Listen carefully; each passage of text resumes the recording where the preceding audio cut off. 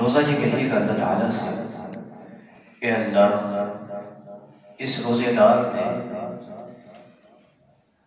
سارا دن اپنے آپ کو بھوکا رکھا، پیاسا رکھا، اور یہ صرف اور صرف تیری رضا کی خاطر اس نے یہ سب برداشت کیا۔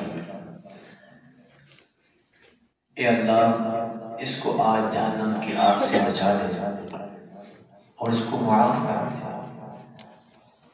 فشفعنی فیہ، اے اللہ میری سفارش کو اس کے حق میں قبول فرما۔ اور قرآن یہ کہے گا، اے اللہ یہ جو شخص ہے یہ قرآن پڑھتا تھا، یہ میری تلاوت کرتا تھا، میرے ساتھ اس کا تعلق تھا، راتوں کو جاگ کر مجھے پڑھتا، مجھے سمجھتا، میری تفسیر پڑھتا، میرے ساتھ محبت کرتا تھا۔ فشفعنی فیہ، اے اللہ آج میں اس کی سفارش کرتا ہوں تیرے حضور، تو اس کو معاف کر۔ حدیث کے الفاظ ہیں کہ ان دونوں کی سفارش، روزے کی اور قرآن کی سفارش، اس بندے کے حق میں قبول کر لی جائے گی۔ فیشفعان، ان دونوں کو سفارش قبول کر لی جائے گی۔ اور کیسے قبول نہ ہو؟ قرآن یہ اللہ کا کلام ہے اور روزہ اللہ کا حکم ہے، اور دونوں ہی چیزیں ایسی ہیں جو انسان کو کبھی بھی کسی بھی مشکل میں تنہا نہیں چھوڑیں گی۔ خاص طور پہ قرآن پاک ایسا دوست ہے، ایسا وفا کرنے والا ہے جو کبھی بھی کسی مرحلے میں بھی انسان کو خالی ہاتھ نہیں چھوڑتا۔ دنیا کی زندگی میں جس نے قرآن کے ساتھ تعلق قائم کر لیا تو قرآن اس کو وہ راستہ دکھلاتا ہے کہ جس سے بہترین راستہ کائنات میں کوئی ہے ہی۔ ان ھذا القرآن یہدی للتی ہی اقوم، یہ قرآن اس راستے کی طرف رہنمائی کرتا ہے جو سب سے سیدھا ہے، سب سے بہترین ہے، اس راستے میں کوئی خرابی نہیں۔ جو قرآن کے راستے میں چل پڑا، دنیا کی ساری طاقتیں مل جائیں، دنیا کے سارے شیطان مل جائیں، اس کو گمراہ نہیں کر سکتے، اس کو خراب نہیں کر سکتے۔ تو دنیا کے اندر قرآن پاک بہترین رہنما ہے، بہترین پیشوا ہے، بہترین مقتدا ہے۔ جس نے قرآن پاک کو پکڑ لیا تو یہ سیدھا اللہ کے ساتھ انسان کو لنک کر دیتا ہے، اور یہی تو حبل اللہ ہے۔ وَاعْتَصِمُوا بِحَبْلِ اللَّهِ جَمِيعًا وَلَا تَفَرَّقُوا، اللہ کی رسی کو مضبوطی سے تھام لو، اللہ کی رسی کو مضبوطی سے پکڑ لو۔ اور حدیث کے الفاظ کیا ہے؟ تَمَسَّكُوا عَلَيْهَا بِالنَّوَاجِذِ، اس کو اس طرح پکڑو جس طرح جو تمہاری داڑھ کے دانت ہوتے ہیں، آخری دانت ہوتے ہیں، ان کے ساتھ تو اگر کسی چیز کو پکڑ لو تو کوئی بندہ کتنا ہی زور لگا لے اس چیز کو تم سے کھینچ نہیں سکتا۔ اسی طرح فرمایا کہ قرآن و سنت کو اپنی داڑھوں کے ساتھ پکڑ لو، جو ان کو اپنی داڑھ کے ساتھ پکڑ لے گا، کہنے کا مقصد یہ ہے جو ان کے ساتھ جڑ جائے گا، جو ان کے ساتھ لگ جائے گا، دنیا کی ساری طاقتیں مل کے اس کو گمراہ نہیں کر سکتا۔ فَقَدْ اسْتَمْسَكَ بِالْعُرْوَةِ الْوُثْقَىٰ، جس نے ان کو پکڑ لیا اس نے بہت مضبوط کڑے کو پکڑ لیا، وہ کبھی بھی وہاں سے گر نہیں سکتا، گمراہ نہیں ہو سکتا۔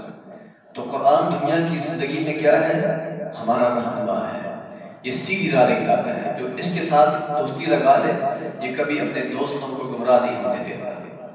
اور دوسرا پھر قرآن پاک یہی، جب ہم قبر میں چلے جاتے ہیں، ہر انسان نے قبر میں جانا ہے، تو وہاں پر یہ ہمارا مونس و غمخوار بن جاتا ہے، ہمارے ساتھ دوستی لگا لیتا ہے، وہاں پر ہماری تنہائیوں میں ہمارے ساتھ دل لگی کرتا ہے، ہماری تنہائیوں کو دور کر دیتا ہے۔ یاد رکھیے تنہائی بہت بڑی سزا ہے۔ کسی انسان کو آپ تنہا کرتے ہیں، کسی کمرے کے اندر بند کر دیں، باہر سے تالا لگا دیں، ایک دن رہے گا، 2 دن رہے گا، کیونکہ انسان تو جس کو کہا جاتا ہے معاشی حیوان ہے، جب تک دوستوں کے ساتھ نہ ملے، لوگوں کے ساتھ نہ ملے تو یہ سائیکو پیشنٹ بن جاتا ہے، اس کا دماغ خراب ہونے شروع ہو جاتا ہے، دماغی امراض کا شکار ہو جاتا ہے۔ تو قبر اس سے زیادہ تنگ جگہ اور تنہائی والی جگہ کون سی ہو سکتی ہے؟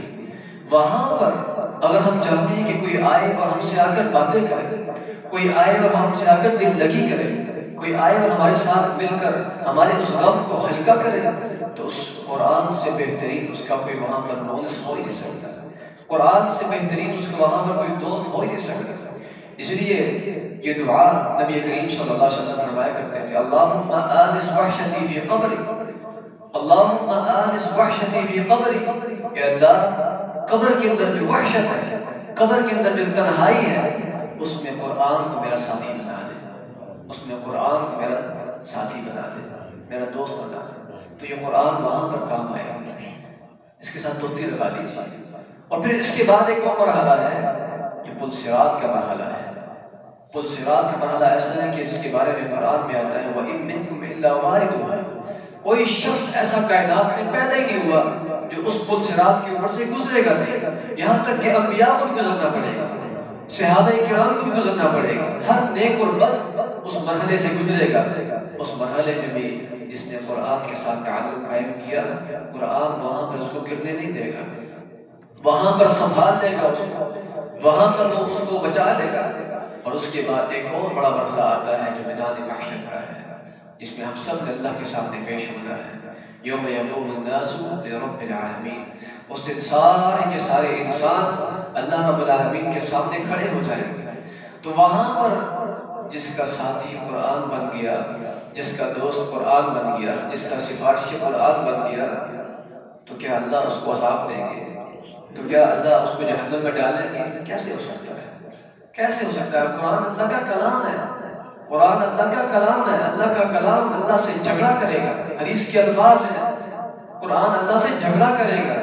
یہاں تک کہ ایک سورت ہے سورۃ الملک جسے کہا جاتا ہے، فرمایا کہ یہ اللہ سے جھگڑا کرے گی، اور جو اس کو پڑھنے والا ہے اللہ تعالیٰ اس کو اس سورت کے جھگڑا کرنے کی وجہ سے اس شخص کو معاف کر کے جنت میں داخل کر دے گا۔ تو قرآن جھگڑ جھگڑ کے سفارشیں کر کر کے اپنے پڑھنے والے کو بچا لے گا۔ تو میرے پیارے بھائیوں، جنہوں نے کبھی قرآن کو پڑھا ہی نہیں، ان کا کیا بنے گا؟ جنہوں نے کبھی قرآن کھولا ہی نہیں، ان کا کیا بنے گا؟ دنیا میں لوگ دوستی لگاتے ہیں وکلاء کے ساتھ، ججز کے ساتھ، سیاسی لیڈروں کے ساتھ، پولیس والوں کے ساتھ، فلاں فلاں شخصیات کے ساتھ، کس وجہ سے؟ کام آ جائے گا۔ یہی وجہ ہوتی ہے نا، مقصد یہ ہوتا ہے کہ کبھی کہیں پھنس گئے، کوئی مسئلہ بن گیا، کوئی کیس بن گیا، تو چلو یہ کام آ جائیں گے، ان کے ساتھ دوستی رکھنی چاہیے، پولیس کے ساتھ دوستی رکھنی چاہیے، جج کے ساتھ دوستی رکھنی چاہیے، فلاں کے ساتھ دوستی۔ اللہ کے بندو، یہ تو دنیا کی عارضی زندگی ہے، اس کا کل کا پتہ نہیں، آج شام کا پتہ نہیں، آج دن کا پتہ نہیں، بلکہ یہاں سے اٹھنے کا پتہ نہیں۔ اس کے لیے ہم نے اتنی دوستیاں پال رکھی ہیں۔ اور جو قرآن جس نے ہمیں ہمیشہ والی زندگی میں کام آنا ہے، ہمیشہ والی، وَإِنَّ الدَّارَ الْآخِرَةَ لَهِيَ الْحَيَوَانُ، اللہ جس نے دنیا اور آخرت دونوں زندگیوں کو بنایا ہے، وہ کہتا ہے کہ آخرت کی زندگی در حقیقت زندگی ہے۔ زندگی تو وہ ہے، یہ کون سی زندگی جس کے لیے ہم مرے جا رہے ہیں؟ یہ کون سی زندگی ہے جس کے لیے ہم نے سب کچھ قربان کر دیا ہے؟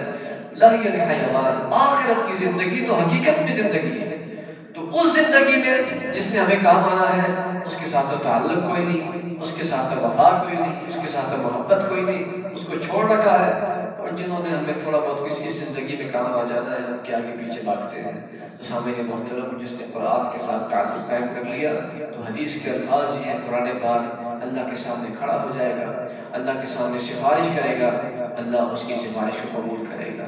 تو حدیث کی یہ بات ذہن میں رکھیے، قرآن حجت لک اور حجت علیک، یا تو قرآن کو اپنا دوست بنا لو یا قرآن کو اپنا دشمن بنا لو۔ بڑی سیدھی سیدھی بات ہے، یا تو دوست بنا لو یا دشمن بنا لو۔ جو دوست نہ بنا سکا، قرآن اس کا دشمن ہے، اور جس نے دوست بنا لیا، قرآن سے بڑا کوئی دوست نہیں، اس سے بڑا کوئی محبت کرنے والا نہیں۔ یہ اللہ کا ایک معجزہ ہے، اللہ کا کلام ہے، رسول اللہ صلی اللہ علیہ وسلم کی طرف سے اس امت کے لیے بہت بڑا تحفہ ہے۔ تو سامعین محترم، اس کو قرآن پاک کو خاص طور پر اس رمضان کے مہینے میں اس کی تلاوت کو معمول بنائیے، اور اس کے علاوہ بھی ہر مسلمان کا قرآن کے ساتھ بہت تعلق ہونا چاہیے۔ کبھی بھی نہ چھوڑیں اس کو، کبھی بھی نہ چھوڑیں، کبھی بھی دنیا کے کسی مرحلے میں، کسی لمحے میں، زندگی کی کسی موقع پر بھی یہ آپ کو لٹنے نہیں دے گا، گمراہ نہیں ہونے دے گا۔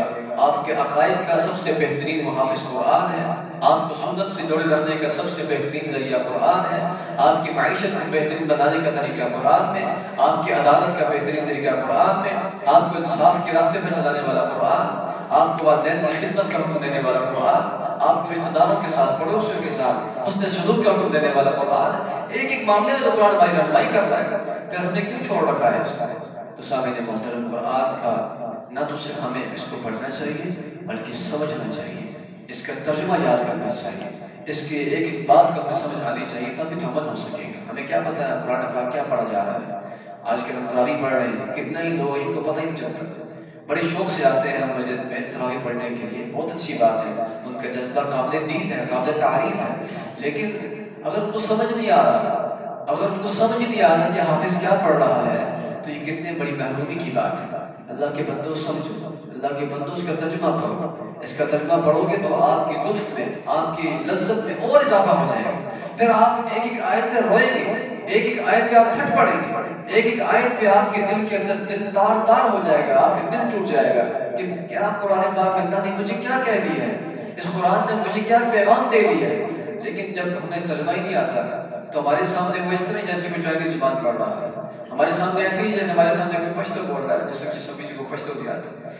اب اس قرآن کو سمجھنے کی ضرورت ہے، جس طرح ہم اردو سمجھتے ہیں، جس طرح ہم انگریزی زبان کو پڑھنے کے لیے کوشش کرتے ہیں، اس طرح قرآن پاک کی زبان کو، قرآن پاک کی جو زبان عربی ہے، عربی نہیں سمجھ سکتے، کم از کم قرآن پاک جو ہے اس کو تو سمجھیں۔